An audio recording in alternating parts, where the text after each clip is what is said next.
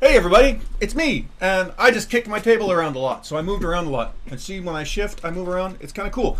Anyway, there's a microphone. I don't need that plugged into it.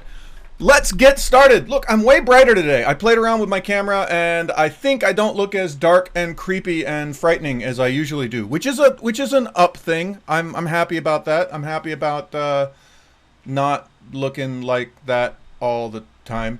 Anyway, I'm doing some new stuff today. I know there's not a lot of people watching right now, but that's cool if you're watching the VOD. Hi there, in the people in the future or whatever.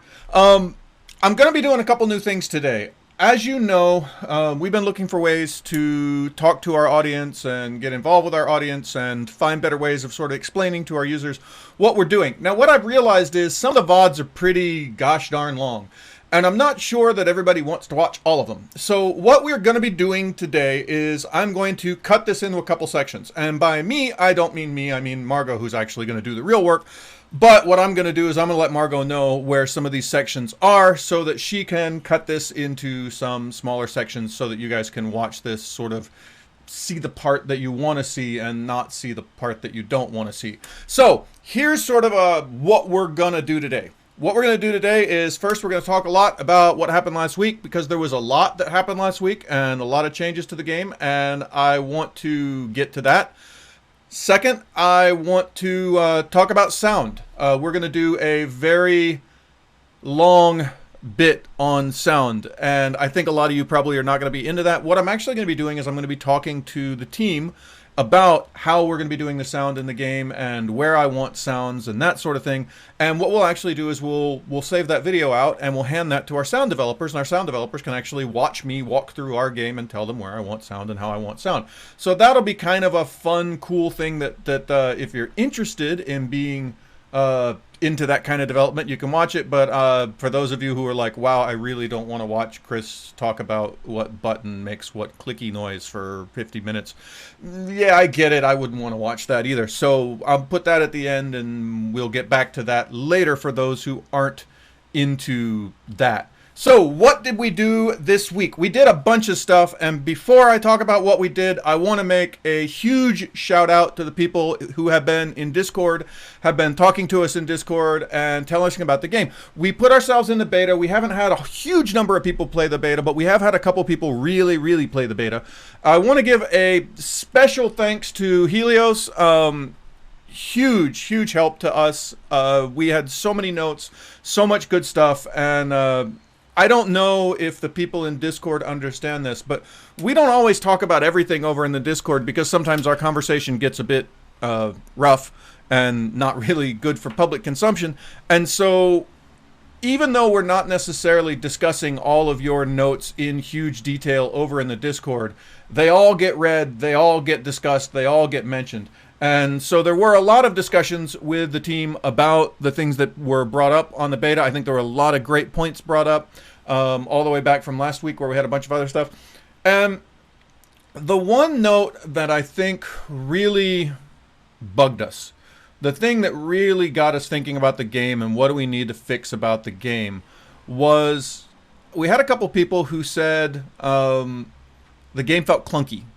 And I have to agree. Now, part of the problem, if you're a game developer, is you get used to your game. You know, I've been playing this game now for like a year and a half, so it doesn't bother me that I have to click buttons every now and then, whatever. But you get somebody who's fresh and new to the game, who hasn't spent the last year and a half playing the game, and when they have to click a button more times than they want to click or blah, blah, blah, they get frustrated, and they feel that the game doesn't feel good. And so we had a couple people say, in various kinds of words, that the game felt clunky. And we looked and we asked, well, what's making it feel clunky? One of the big concerns that people had was the game took a long time to play, and a lot of that time was spent sort of dragging your units across a map. Now, I want to talk about that for a little bit because this is something we've known for a while. We actually used to have much higher movement speeds, something like a year ago. And we had a problem in that the higher movement speeds meant that you ended up chasing each other around the map a lot because of the simultaneous turns. And the simultaneous turns, if I'm trying to move to this hex because I know you're in this hex to attack you in that hex, but I don't know where you're moving. Well, you're moving to another hex. Now, if you can only move one hex left or right, then it's very easy for me to be like, I bet he moved right. So I'm going to move into that hex to the right, and I'm going to catch him there. But if you can move 2 or 3 hexes to the right, and I can move 2 or 3 hexes, then the sort of math on how many places could somebody be on phase 1, phase 2, phase 3 of movement, you know, because we go hex by hex, so everybody moves their first hex and everybody moves their second hex. So I think you're going to be here. I mean, you can do the math, you can figure it out. So what ended up happening in an older version of the game is we kind of chased each other around in circles, and people were like, I really want to just pin this guy down and attack him and compare my stats to his stats. I feel like that's a thing I want to do, and I can't do that. And so we slowed down movement. This was quite a while ago. Problem was, when we slowed down movement, it meant getting to where you want to fight took time, and that felt clunky. And so we did an experiment, and by we I mean me. I actually opened up the game over the weekend, and I changed the movement speeds. And I changed them not back to where they were before, but somewhere sort of halfway between the sort of higher level that they were before and the current level, or the level that they were a week ago. And it came out pretty well. We played it a good bit this week. We felt that the game felt a lot snappier. It felt like you could get where you were going a lot faster. You could kind of get involved in combat a lot faster. All of that was really good. But we did also notice the age-old problem of, hey, if it's just my unit versus your unit, it's very difficult to bring you to combat and fight you. And so what we're introducing now is a new idea. Now, for those of you who've played the game, you know that there's a concept in the game called flanking. And the idea behind flanking is that if I have 2 units or 3 units or 4 units surrounding your unit, that actually decreases your attacking ability. So there's a benefit to sort of surrounding a unit. And we said, you know what, we could use that same theory to sort of simulate the idea that it's more difficult to disengage from an enemy if you're partially surrounded. And that would actually allow me to sort of trap somebody, pin somebody, decrease their movement, and attack them more easily.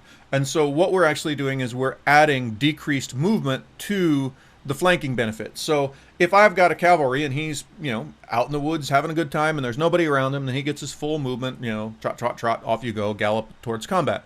But if that same cavalry unit is surrounded by 3 other units, it's much more difficult for him to disengage from those units. So he's still going to get an attack disadvantage when he disengages, but he's also going to have a decreased movement. So it's going to be difficult for him to retreat as fully as he could if, say, he was only up against 1 other unit. So we're hoping this is going to work. We're still sort of in the process of testing that, but that's a change that we made this week. Hopefully that's something fun. There was another issue where people felt that it took too long to do stuff with structures. Specifically, the example that was given, it was by Helios, was if I wanted to do something with a tower, I had to move to the tower, right, which took 1 turn, and then I had to subjugate the tower, which took another turn. Then after I subjugated the tower, I could draw a card, and then after I drew the card, I could play the card. So it was actually 4 turns before I could, and of course playing the card doesn't do anything. I don't actually get the results from playing the card until the 5th turn. So I don't actually see the results of having taken the tower until turn 5. Yeah, I could see how that would be a little frustrating. So what we're going to try is to remove the concept of subjugating buildings entirely. And, well, let me rephrase. We'll remove the concept of actively subjugating buildings, and instead, if you happen to be on a structure at the end of a turn, then you will take that turn. You will take that structure over. So now that same scenario, I move to the tower. Great. At the end of the turn, I take it. That didn't take any turn. So on the next turn, I can draw a card. And then on turn 3, I can actually play the card, and I would see the results of the card on turn 4. So it removes 1 turn from that process. But for other benefits of owning the tower, say for instance, I get a benefit to my attack from being on the tower, I would literally get that the turn after I moved onto the tower, because I would move onto the tower. At the end of that turn, I would take that tower over, and then on next turn, if I decided to shoot my muskets, which get improved range from being on a tower, then I would actually get that improved range right there on turn 2. So it would actually be much faster than it was before. So hopefully that's a positive change. There is another change that we are making. A lot of people were upset because they felt that the econ in the game was eating up a lot of units, and it just wasn't that much fun to build a whole bunch of units that were just going to sit on the space and milk that space for gold or for mana. Say, for instance, a farmer unit or a merchant unit, which would be summoned. They would sit on the town, and they would, every single turn, you know, get more gold, get more gold, get more gold. And they would eat up one of my pop cap. And some people were saying that just didn't feel very fun for them. They wanted to move their units around and do things with their units. I can see that. So I got to thinking about sort of deconstructing all of that to what it actually meant to build a merchant and put a merchant on top of a structure and have that structure produce more gold because I had a merchant on it. What I was actually doing was I was building a structure, and then after I built that structure, I was spending gold to create a merchant. And now once I had created that merchant, because that merchant wasn't going anywhere or doing anything else, that merchant was basically an upgrade to the, let's say, for instance, farm. And so I've now upgraded my farm with a merchant who can now sit there and peg my farm for more gold every turn. And I thought, you know, we could, and it's not exactly the same, but it's similar. We could simply say, well, why don't you just upgrade the farm? Why don't we just have an upgrade button on the farm? And so I could actually move a unit there, upgrade the farm, and then when I'm done upgrading the farm, I can move the unit out and go attack with a unit and do stuff with a unit. And the farm would do the same thing it would have done with a merchant there. It would produce more gold, just as though the merchant were there milking it for more gold, but I wouldn't have to leave a merchant there to do it.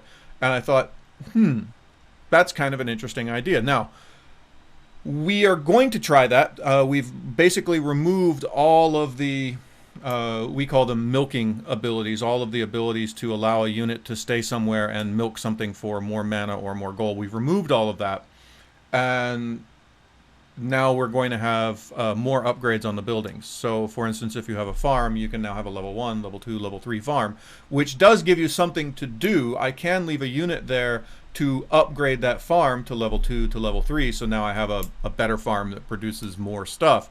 So there is still sort of an economy at the beginning where I say, okay, I need to go build the farm, I need to upgrade the farm. So there is something for my econ units to do, but at that point my econ unit becomes largely useless. So we're actually making sure that all of the econ units can upgrade to something not econ-y. So for instance, a grunt can become, or sorry, a peon can become a grunt, or farmer can become a militia. So basically my farmer who has a good build score can go build some farms. When he's done building the farms, okay, it's time for him to grab his musket and go out and fight. So he becomes a militiaman and he goes out and he fights. That's kind of what we're playing with right now. We'll see whether or not that that works. As with all things, it's an experiment, and this is the thing I wanted to get to, and it's sort of a slightly deeper dive into the world of being a game designer. All of this sounds good, and it all was like, you know, hey, this is all cool stuff that you could do. It's pretty straightforward. The problem is, like everything else with design, it's like you have this great big complicated engine, and we've now just retuned, say, the carburetor, because people thought, well, we need to put more gas in the engine, so I'll retune the carburetor, and that'll make there be more gas in the engine. Well, now the engine's going to run hotter, and when the engine runs hotter, I may need to put more cooling on the engine, and blah, blah, blah, blah, blah. Once you move one lever in the design, it will affect other parts of the design, and now I have to go retune those other bits. It's sort of the same as, I don't know if anyone, another metaphor, if anyone's ever tuned a guitar. When you first tune a guitar, you go and you tune the big strings, the big fat strings, the E string at the top, etc., and you work your way down the guitar. And the first time you tune the strings, you start and you're like, okay, this top string, this E string is in tune, and now I go tune the other strings below. But here's the thing, when I tune the other strings below, that puts more tension on the neck. When you put more tension on the neck, it actually bends the neck a little bit, which means that E string that you started out with, that used to be in tune when you tuned it, is now no longer in tune because you tuned the other strings below it. And so now you have to go back and you have to retune the E string again because now it's out of tune. But once you retune that one, you're bending the neck again. You have to go retune the other strings, etc., etc., etc. So I could come up with more metaphors, but you get the idea. Once you start playing around with one thing in the design, you have to go look at how did that affect the other things in the design. This econ change, for instance, is a very, very big one. Once you start playing with the economy of a strategy game, you can do a lot of damage to the balance of your game. Now, that doesn't mean you can't do it. It just means you have to be realistic about what happens after I make that change? It doesn't end with just this. So now, and it's not a straight change. It's not like we just pumped more or less gold into the economy. What we actually did is we said, whereas before you were going to have X amount of gold plus Y amount if I kept a unit on that building, and I could keep that unit on the building for the whole game, but if somebody came and killed that unit, then they wouldn't be getting that gold, and that would decrease the amount of gold that you get. That was the old sort of gold, I don't know, levels. But now we say, hey, look, you're going to go and you're going to build a farm, and now when you upgrade the farm's going to produce more gold forever and ever and ever, whether or not I put a unit there, etc., etc. This actually changes the curve. It doesn't just adjust the curve up or down. It actually adjusts the shape of the econ curve. And that's going to have a huge knock-on effect to how does the early game start, how does the later game start. And we have to start asking questions like, how much does it cost to upgrade a farm? How much gold do you get when you upgrade a farm? Those are going to be huge questions in the game in determining what the cost for different units should be, etc., etc. One of the other interesting comments that we have gotten about the game is that because the pop cap is set so low, and by pop cap I mean the limitation on the number of units that you can have in the game at any one time, because that is set reasonably low right now, you very quickly get to a place in the game where gold is not really that important. I have more gold than I can spend. So what we need to do is we need to figure out, are we giving the player too much gold? Should gold be more scarce throughout the game? Now, there's two ways you can make gold more scarce. One, you could just give the player less gold. We can say that farms deliver less gold, etc., etc. We could scarcify that quite easily. But the other thing we can do is we can create more gold sinks. We can give the player more places to spend his gold. We can, for instance, make more interesting cards that cost a lot of gold that have quite big effects that are quite interesting to play in the late game.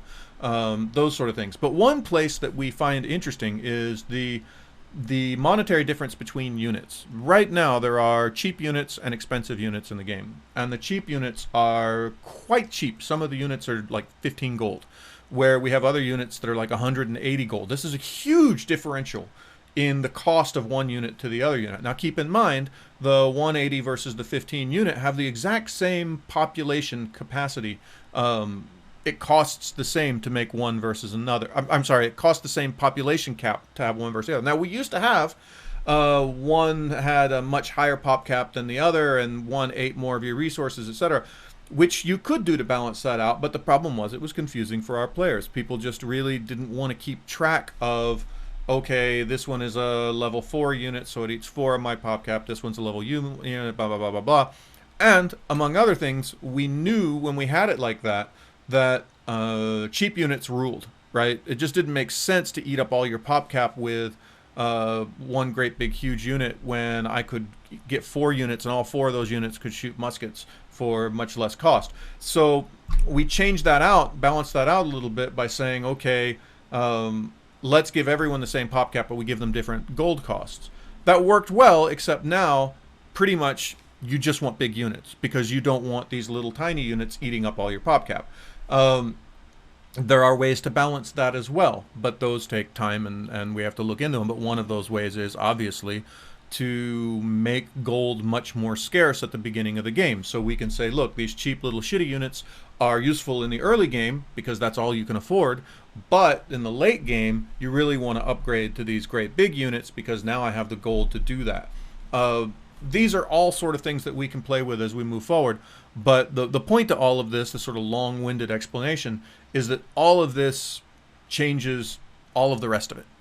And one of the big challenges in making a strategy game is once I start pulling on this lever, how do I go adjust all these other levers? And that's the thing that we're going to be doing all through early access. We're trying to get all of the big levers pulled before we go into early access. That's what beta testing is all about, making big changes like everything gets increased speed, or you know, we're going to completely remove this one feature from the game. We're trying to get most of that out of our system early on in this process, so we don't have to do that during early access. But we probably won't. We probably won't finalize all of it. There'll probably be more. That's why we intend a long. Right now, the current dream is a 6-month early access, and that's a lot of time. But what we'll be using that time for is exactly these things and exactly these sort of large level changes. Now, we know the deeper we get into early access, the sort of more butthurt people are going to get by these sort of huge changes.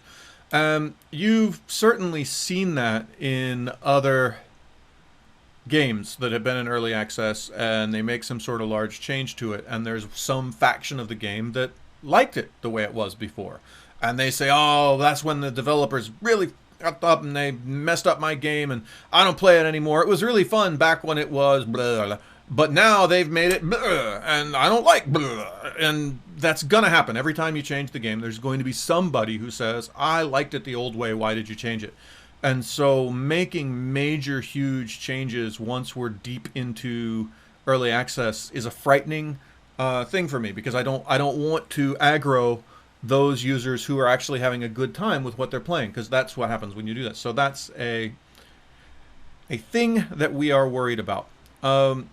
One other big change that's been happening recently is what was I going to say? We had some people say that the heroes didn't feel right, and by the heroes didn't feel right, it was they wanted the heroes to feel like they made a meaningful difference to the whole deck, not just the hero. So if I was playing an Olivia deck versus a Tristan deck, then the Olivia deck would feel like this, but the Tristan deck would feel like this. And people weren't feeling that right now. And part of that was, the big difference between them was you got some different units with each one of the decks, which is something. But when we actually looked at the powers of the heroes were like, Olivia's got this really nice attack. But it doesn't really change the way she's going to play all the cards in her hand. And so we started looking at how could we use the powers that we have, powers that we could create, hero powers, cards, etc., to make it feel like each hero was meaningfully different. The gameplay experience as Hollythorn was very different than the gameplay experience as Olivia. We tasked our designers to go and kind of reimagine the hero powers and reimagine the hero stats based on that concept. We have a first cut of it up and running internally right now. I'm actually going to spend a good bit of the day today testing that with the team. We'll see how that goes. Whether or not we like it, I don't know. There was some relatively radical changes. We'll see how I feel about those relatively radical changes, and hopefully we'll have our next version of that up and out next Monday for everybody else. So that's what we've been up to internally. That's sort of the end of this section. So for those of you who just wanted the quick 30-minute update, this has been 20 minutes, so I'm proud of myself. I got through our update in 20 minutes. So for those of you who just want that and don't want to watch the rest of it, thank you very much for coming by for the update, and we'll see you next week with, I'm sure, a whole new bunch of stuff. And I highly encourage everyone to come by the Discord and talk to me about how you feel the game is coming, how you feel things are happening. I know that we're running, by the way, for those who want someone to play the game with, we are running every, here in Japan, it's every Tuesday and Friday morning, which I believe is every Monday and Thursday night in East Coast America. We are promising that we have people around to play. I think I've got let me see, I've got the hours here somewhere. There, that's the hours. So you can see there, 10 p.m. Eastern on Monday, 10 p.m. Eastern on Thursday. We have beta session playthroughs, so you can come by, you can play with us. We'll definitely be there. But you know what? If you come by any time of the day or night and you want a game, go to Discord and say, hey, I want to play a game. There might be some folks over on Discord that want to play with you. I know there have been some people looking for games. There might be some developers around who want to play. So even if it's not those hours, come by, let us know that you want a game, and we'll definitely give you a game. I'll be back again with more updates on whatever next Thursday is. I'll be streaming live from Singapore, which should be exciting and fun. We'll see how that goes. I still haven't figured out how I'm going to get a green screen up there. You may actually see a cheesy hotel room in the background. So that may be how that plays out. So anyway, that's what I've got for this section. Thank you very much.